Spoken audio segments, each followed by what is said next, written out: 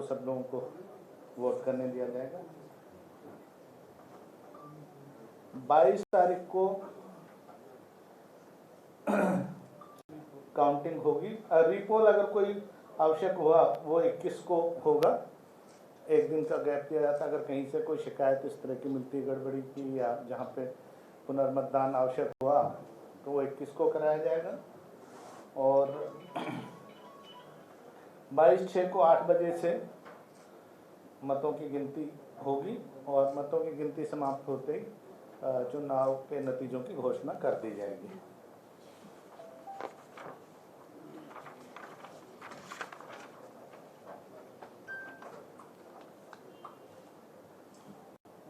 जो नॉमिनेशन के जो फॉर्म और फॉर्मेट ऑफ एफिडेविट वगैरह है वो कमीशन की वेबसाइट www.sccharyana.gov.in पर उपलब्ध रहेगी। और कमेटी और काउंसिल जो चुनाव में जा रही हैं 28 म्यूनसिपल कमेटियाँ और 18 म्यूनसिपल काउंसिल, वो अभी प्रेस नोट आपको सर्कुलेट करेंगे, उसकी करवा दो प्रेस नोट। हाँ, एनेक्चर बी पे लिस्ट है उन सभी की सूचियों की। इसके अलावा जो सरकार से हमें जो रिकमेंडेशन आई थी 50 की, उसमें से म्यूनसिपल कॉरपोरेशन फरीदाबाद और 3 नई कमेटियां हैं बारडा, बादली और सीवन। उनका चूँकि अभी वार्डबंदी तो हो गई है, उनका मतदान जो उनके वोटर लिस्ट का जो इलेक्टोरल रिवीजन का कार्य अभी शुरू हो रहा है वो सेकंड फेज में लिया जाएगा। जहाँ तक आदर्श आचार संहिता की बात है, मॉडल कोड ऑफ कंडक्ट की, तो this has come into being right from now with the announcement of elections.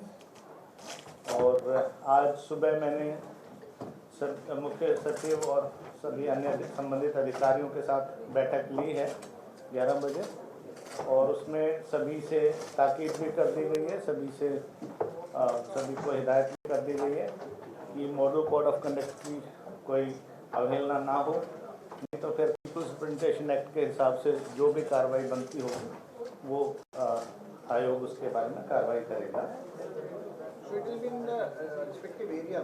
हाँ जी, इन 46 का जी, 46 हाँ जी। नहीं, इनका तो सब हो गया, इनका सब तैयार है, ये तो चुनाव के लिए बिल्कुल तैयार है जी।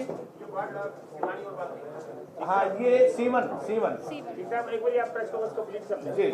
हाँ, प्रश्न बाद में ले लेंगे। जैसा कि आपको विदित है, जो शैक्षणिक योग्यताएं जो म्यूनसिपल इलेक्शंस के लिए जो अनरिजर्व्ड कॉन्स्टिट्यूंसीज हैं उनके लिए प्रेसिडेंट के लिए 10वीं पास अनिवार्य है। हरियाणा स्कूल शिक्षा बोर्ड या उसके समकक्ष जो मान्यता प्राप्त बोर्ड हो उनसे। जो विमेन है, विमेन कैंडिडेट्स होंगे 1/3 रिजर्वेशन, 1/3 रिजर्वेशन है विमेन की, 1/3 क्वालिफिकेशन तो सेम है। 10वीं नहीं, क्वालिफिकेशन विमेन के लिए 8वीं कक्षा पास है और एससी कैंडिडेट्स के लिए भी 8वीं कक्षा पास है। एससी, हाँ, प्रेसिडेंट के लिए, एससी विमेन के लिए भी 8वीं कक्षा पास है। मेंबर अनरिजर्व के लिए 10वीं कक्षा पास है और एससी और विमेन के लिए 8वीं पास है। एससी विमेन के लिए मेंबर के लिए 5वीं कक्षा पास है। सिक्योरिटी डिपॉजिट, जमानत राशि जिसको हम बोलते हैं, म्यूनसिपल काउंसिल के लिए 3000 रखी गई है प्रेसिडेंट के लिए, और म्यूनसिपल कमेटी के प्रेसिडेंट के लिए 2000 रखी गई है। म्यूनसिपल काउंसिल के मेंबर के लिए 2000 रखी गई है और म्यूनसिपल कमेटी के मेंबर के लिए 1000 रुपये रखी गई है। अगर कोई अनुसूचित जाति से या महिला उम्मीदवार है प्रेसिडेंट के लिए म्यूनसिपल काउंसिल के लिए तो उनके लिए 1500 रुपये रखी गई है। म्यूनसिपल कमेटी के लिए महिला उम्मीदवार या अनुसूचित जाति से संबंधित उम्मीदवार होने पे 1000 रुपये जमानत राशि रखी गई है। सदस्य के लिए म्यूनसिपल काउंसिल के लिए महिला उम्मीदवार अथवा अनुसूचित जाति से संबंधित उम्मीदवार के लिए 1000 रुपये है और इसी प्रकार अनुसूचित जाति से संबंधित उम्मीदवार या महिला उम्मीदवार म्यूनसिपल कमेटी के मेंबर के लिए 500 रुपये रखी गई है। खर्चे की सीमा जो एक्सपेंडिचर लिमिट जो नॉमिनेशन फाइल होने से और रिजल्ट डिक्लेरेशन तक जो कैंडिडेट कर सकते हैं और उसका ब्यौरा उनको देना होगा। एक्सपेंडिचर रजिस्टर सबको इशू किया जाएगा जो भी कंटेस्ट में रहेंगे। वो प्रेसिडेंट के लिए कमेटी के लिए पहले 10,000 रुपये थी, अब 10 लाख रुपये थी, अब 10.5 लाख की गई है। म्यूनसिपल काउंसिल के लिए 15 लाख थी, वो बढ़ाकर प्रेसिडेंट के लिए 16 लाख की गई है। इसी प्रकार जो सदस्य हैं म्यूनसिपल कमेटी के लिए 2.25 लाख रुपए थी, जिसको बढ़ा के 2.5 लाख किया गया है। काउंसिल के लिए 3,30,000 थी, सदस्य के लिए उसको बढ़ा के 3.5 लाख किया गया है।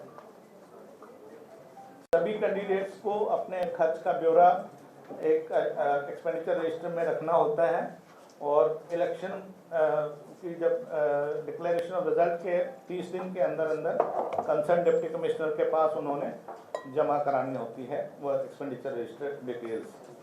अगर कोई व्यक्ति ऐसा नहीं करता है तो चाहे वो जीता है हारा है, जिसने भी कंटेस्ट किया है, अगर इलेक्शन एक्सपेंडिचर स्टेटमेंट उसको सबको देनी है, नहीं है तो उसको 5 साल के लिए अयोग्य घोषित किया जा सकता है आगे चुनाव लड़ने के लिए। अभी बात आती है एफिडेविट की। आप सब जानते हैं कि माननीय सर्वोच्च न्यायालय ने भी इसका बहुत गंभीरता से संज्ञान लिया है कि लोगों का जो लोग चुनाव लड़ रहे हैं उनके क्रिमिनल केसेस का ब्यौरा आम जनता के वोटर के पास होना चाहिए।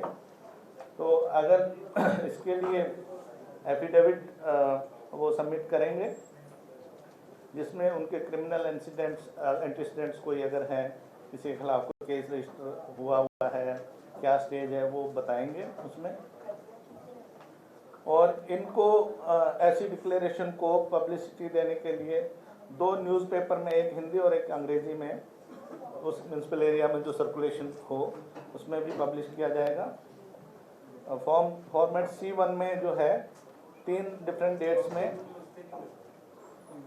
हाँ इसको पब्लिश किया जाएगा। Following the last date for withdrawal of candidature and up to 2 days before the date of poll. इन दौरान में 3 बार पब्लिश किया जाएगा। कौन सी डेट से कौन सी डेट तक? लास्ट डेट ऑफ विड्रॉल यानी कि जब कैंडिडेचर फाइनल हुई, और पोल की दिन से यानी 19 से पहले मतलब 17 तक 3 बार इसको पब्लिश किया जाएगा। 7 से 17 के बीच में 3 बार। हाँ जी, हाँ जी। जो उम्मीदवार हैं उनको अपने क्रिमिनल केसेस की डिटेल लोकल टीवी चैनल पे या केबल नेटवर्क पे भी देनी होगी 3 डिफरेंट डेट्स को। रिटर्निंग ऑफिसर जो है इसके बारे में उनको फॉर्मेट C2 में नोटिस इशू करेंगे, रिटर्न रिमाइंडर इशू करेंगे अगर किसी का नहीं आ रहा है तो, ताकि वो उसको पब्लिश करें। अगर कोई पॉलिटिकल पार्टी का कैंडिडेट है, चाहे वो रिकॉग्नाइज्ड है चाहे रजिस्टर्ड अनरिकॉग्नाइज्ड है, उनको भी पॉलिटिकल पार्टी को भी उनके क्रिमिनल केसेस के बारे में सूचना दी जाएगी रिटर्निंग ऑफिसर द्वारा। कैंडिडेट की ने जो दी जानकारी वो पार्टी की, हाँ पार्टी को भी दी जाएगी, रिटर्निंग ऑफिसर देंगे।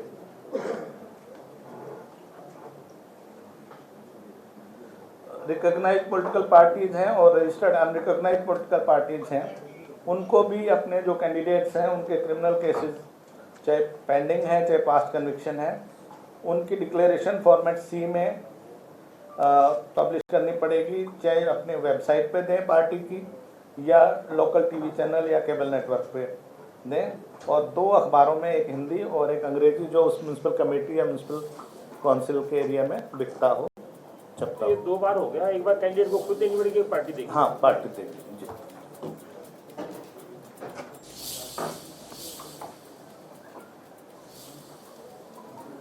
इस बारे में जो पॉलिटिकल पार्टीज हैं वो डिप्टी कमिश्नर को एक वो भी देंगे, डिटेल सूचना भी देंगे कि हमने जो रिक्वायरमेंट थी वो पूरी कर ली गई है इस मामले में।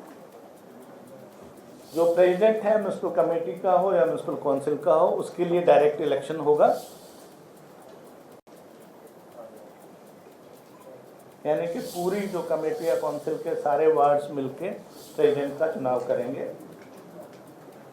इस सारी प्रक्रिया में लगभग जो प्रत्यक्ष रूप से अप्रत्यक्ष रूप से लगभग 10,000 लोग इस चुनाव से संबंध रहेंगे किसी न किसी रूप में, एम्प्लॉयज़ हमारे डिफरेंट डिपार्टमेंट्स के, हाँ, ताकि पुलिस वगैरह सब मिला के, ताकि इसको, अच्छा पुलिस अलग से, पुलिस पर्सनल अलग रहेंगे, ताकि इस चुनाव को हम फ्री एंड फेयर मैनर में ट्रांसपेरेंट तरीके से, पीसफुल तरीके से कंडक्ट करवा सकें। जो सेंसिटिव और हाइपर सेंसिटिव बूथ्स के लिए होम सेक्रेटरी को और डीजीपी को ताकीद कर दी गई है कि वो इनके डिस्ट्रिक्ट मजिस्ट्रेट्स उनको चुनाव करेंगे, सिलेक्शन करेंगे कौन से सेंसिटिव है, कौन से हाइपर सेंसिटिव है, और उन पे विशेष रूप से पुलिस बल की तैनाती रहेगी, बाकी जगहों पे तो रहेगी। चुनाव में जो एक और महत्वपूर्ण जो जानकारी मैं आपसे साझा करना चाहूँगा, इसमें हम M2 टाइप 4000 EVMs हमने डिप्लॉय करी हैं सभी डिस्ट्रिक्ट्स में। 21 ज़िले हैं जो इसमें कवर हो रहे हैं, केवल फरीदाबाद को छोड़कर। तो सभी में जहां जितनी म्यूनसिपल कमेटी या काउंसिल हैं उसके हिसाब से, रिक्वायरमेंट के बूथों के हिसाब से 4000 EVMs हमने M2 टाइप भेज दी हैं। उनका फर्स्ट लेवल चेकिंग बोलते हैं, जिसको मशीनरी ठीक से काम कर रही है कि नहीं, कोई उसमें कोई दिक्कत तो नहीं है, तो सारा वो हो गई है। Separate EVM shall be use for the post of president and member. Member के लिए अलग होगी EVM और प्रेसिडेंट के लिए अलग होगी। जो बैलेट पेपर मशीन में लगेगा उसमें प्रेसिडेंट के लिए पिंक कलर का होगा और मेंबर के लिए वाइट कलर का होगा। और जो कंटेस्टिंग कैंडिडेट्स हैं उनके फोटोग्राफ्स जो है, जो बाकी पर्टिकुलर के साथ बैलेटिंग यूनिट में लगाए जाएंगे EVM के, और जो फोटोग्राफ पैनल में रहेगा और राइट साइड नाम के आगे राइट साइड में उसको रखा जाएगा, जिसमें नाम, सिंबल और फिर उसका बैलेट पेपर, हाँ, रहेगा उसमें सारी चीज़ें। नोटा पिछली बार की तरह भी इस बार भी नन ऑफ द अबाउ, ताकि कोई कैंडिडेट वहाँ पे मतदान के लिए आता है और उसको लगता है कि इनमें से कोई भी कैंडिडेट उसके मुताबिक सही नहीं है, तो वो निराश ना जाए, घर पे अपने मत का सही प्रयोग कर सके। और नन ऑफ द अबाउ का भी उसमें एक बटन रहेगा सभी कैंडिडेट्स जो कंटेस्ट करें उनके बाद लास्ट में। NOTA is to be treated as a fictional electoral candidate while declaring the election results। और अगर contesting candidates इंडिविजुअली सभी नोटा से अगर कम उनकी वोट्स आती हैं तो नोटा को डिक्लेयर किया जाएगा और वहाँ पे फिर फ्रेश इलेक्शन होगा। लेकिन अगर सेकेंड टाइम भी यही स्थिति रहती है तो फिर जो हाईएस्ट वोट जो लेगा उसको डिक्लेयर कर दिया जाएगा। फ्रेश इलेक्शन अगर कहीं खुदा न खास्ता आवश्यकता पड़ी तो वो फिर नॉमिनेशन स्टेज से दोबारा से सारी कार्रवाई होगी। नोटा के मामले में जी, जो पहले जो नोटा से अगर कम वोट लेके जो कैंडिडेट पिछली बार के इलेक्शन में है तो उनको दोबारा से नॉमिनेशन नहीं भरनी दी जाएगी, क्योंकि उनको तो लोग फिर अगर नकार ही चुके। हाँ जी, जहाँ फ्रेश नॉमिनेशन शुरू किया। हाँ जी। इलेक्टोरल रोल वोटर लिस्ट की जहाँ तक बात है, विधानसभा का जो मतदाता सूची होती है 1 जनवरी को हर साल इलेक्शन कमीशन ऑफ इंडिया उसको रिवाइज करते हैं और 5 जनवरी को पब्लिश होती है। उसी को आधार मान के हमारी मतदाता सूचियाँ बनेंगी और उन्हीं को वार्डों में डिस्ट्रीब्यूट किया जाएगा। और अगर किसी व्यक्ति का मतदाता